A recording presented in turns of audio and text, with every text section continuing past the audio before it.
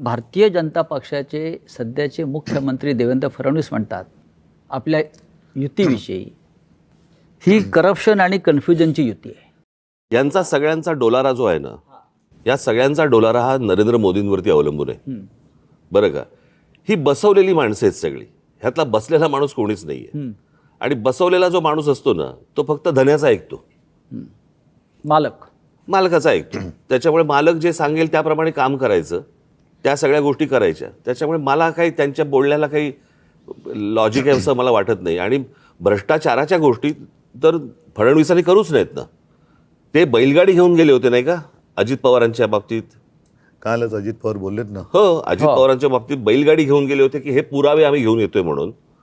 मग आता म्हणतायत की कोर्टात केस चालू आहे। अरे मग द्या ना ते पुरावे। काय होतंय, लोकांकडनं जर समजा त्यांनाच मतदान होत असेल, बाकीच्या गोष्टी सोडा, ते माघारी घेऊन पैसे देऊन काहीतरी ते माघारी घ्यायला लावणं वगैरे वगैरे, पण लोकांनी जर समजा मतदानातनं राग व्यक्त नाही केला तर मला असं वाटतं की ते मग आपण म्हणतो ना नंतर की ते राजानं मारलं काय आणि पावसानं झोडलं काय, तक्रार कोणाकडे करायची? तुमच्याकडे करणार लोक तक्रार? तक्रार नुसतं म्हणजे आमच्याकडे फक्त तक्रार, मतं नाहीत असं थोडी होतं।